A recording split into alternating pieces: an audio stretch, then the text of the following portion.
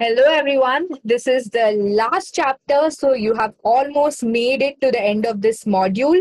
In this chapter, now that we'll be connecting the dots together, you have gone through the import statements, you have gone through the setup, you have gone through the whole body of the contract. Now we'll be actually deploying the contract on the testnet and seeing how it works. So, this chapter is all about contract deployment. Let's get started. Now that we have gone through all the functionality of the contract, right? I want to show you another, So if you see this folder called scripts, you'll find two scripts inside this. The first one is one.init.sh. This is going to delete if any previous contract instances were there and set to the owner as a beneficial, right? So you can see the first thing it does is delete any older instances and cleans up the near dev folder. And then it will build the contract for us using yarn build release. And then it deploys the contract using near dev deploy. Now, near dev deploy creates temporary account IDs for us on which the contract can be deployed. It is important to note that each account in near can hold only one contract, one or zero contracts, but maximum it can hold one contract. Now, to avoid all the hassle of creating testnet accounts, etc., the dev deploy command automatically creates an account ID for us where this particular contract will be deployed. So our contract will be built as sample.wasm, the wasm file from assembly. And then this will be deployed onto the near blockchain, right? Not the main net, of course, the local net that we are working with using the CLI. We can also deploy it on testnet or wherever you would like to, deploy it, of course, but we'll have to change certain parameters for that. So this is the first script that we'll be running to deploy the contract, right? So let's get started. So let me just increase this. So as I mentioned,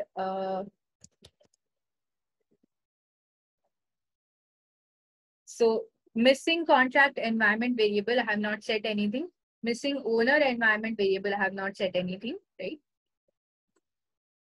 So I will be setting the owner to my testnet account, that is yarn.testnet.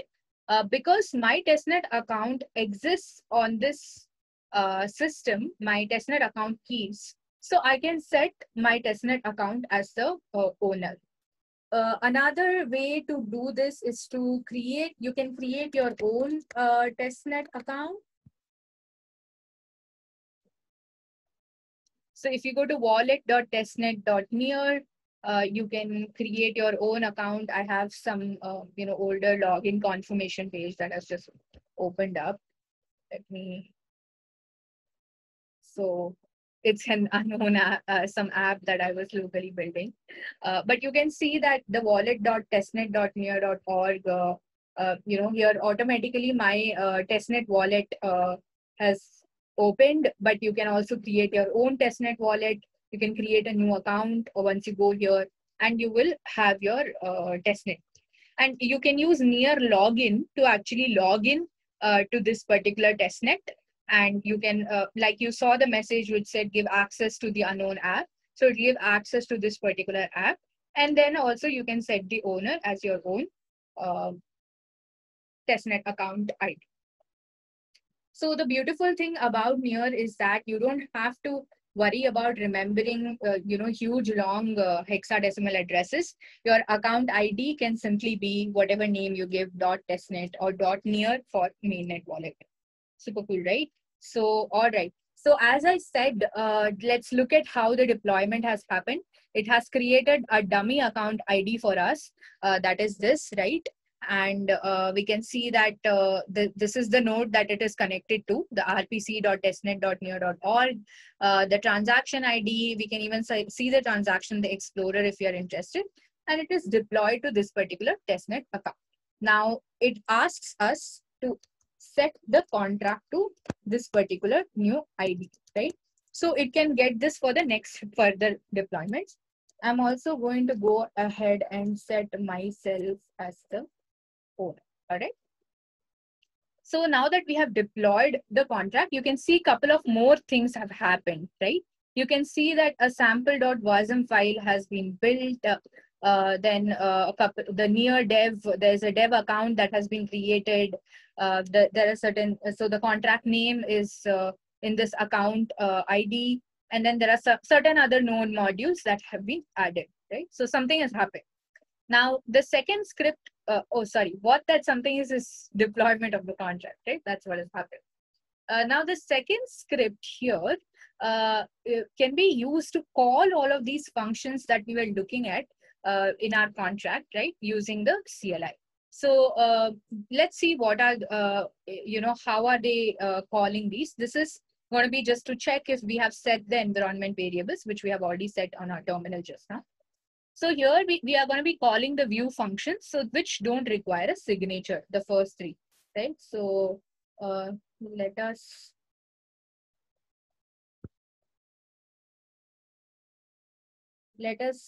comment these out. So, right, 21, okay.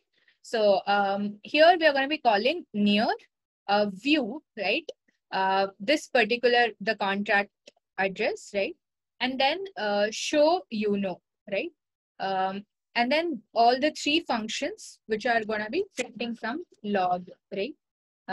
So the first function, show right?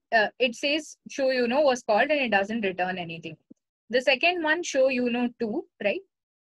It says show 2 was called and returns true, a Boolean value. The third, say hello, right? It just returns hello, right? A string. So let's run the script and see what happens. So you can see contract is set, owner is set. Now it is calling the first ever function, that is view call first. So it returns false, right? Because it's returning void, it's not returning anything. Show was called, so it's printed. The second is show 2 was called, that is printed over here, right? And the third is say hello was called and hello is printed. So this one returns true, so true is printed. You can see how can you see what function was being called? You can see the name of the account ID that was created for us, the contract dot show that is the function name that was called, right? So all good so far. All of the view functions have been called. Now let's comment these out. And then 21, 26, and these, right? So let's see what these are doing. So a couple of our other names, other functions. So this is say my name, right? Let's go and see what this is doing. It's calling this function and it needs a context dot sender. That is, who is calling this function is going to print that hello context dot sender. So here we have sent an account ID called owner. Now the owner that I have set is gyan.testnet. That is my testnet account. The next is save my name. So the next, it just saves this particular context.sender, as you saw over here, in the storage, right? And the next function, the next two functions are about the persistent DQ, if you remember, right? So we are sending a message called hey again. You can see how the message is being sent from this particular account ID, that is owner. And we get all the messages for this particular account ID owner. So to make it a little interesting, let's send a couple of messages, right? Not just one. Hey again, one maybe. And let's say hey back again. All right. So we're going to be sending a couple of messages and then we're going to be retrieving them back, right? So let's run the script now. All right, so the owner is set. Again, the contract is set. This is the first thing that's being echoed. Now, say my name. So it should say who was the contract caller, right? So let's see what it prints. Okay, it says hello Gyan.testnet, right? So I was the contract caller, context.sender printed Gyan.testnet. That is my account, right? Okay, here we are not returning anything, just storing it in the storage, right? In this function that is save my name. Now next is save my message, right? So this was successful. The first message was saved, hey again. So it sent me a true. Then I'm saving another message called hey again one. This is also true. Let's see what is the next message. That is hey back again. So this is also true. Now we have saved 3 messages in the persistent dequeue, right? According to our functionality. Now we are getting all the messages that are there in the dequeue. As you can see, it sends, it prints this particular context.sender says, hey again. Gyan.testnet says, hey again one. And the third message as well. So all of our messages we were able to successfully retrieve from the persistent dequeue. So yeah, and just before we close, let's see one of the transactions in the Explorer as well, right?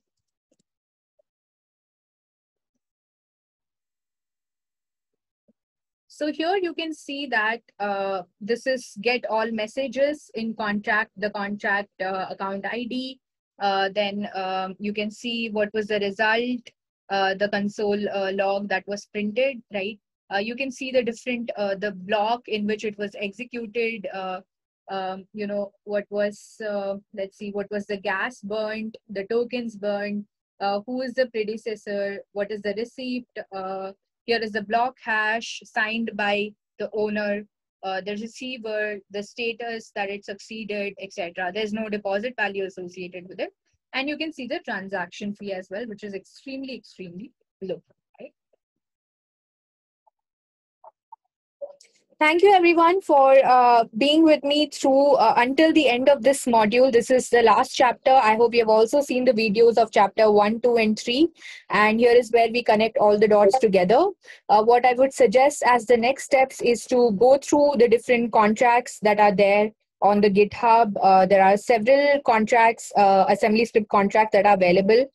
So walk through all of those contracts, read a lot of the contract code, and I will see you in the next module where we will write our own smart contract from the scratch. Thanks, everyone. See ya.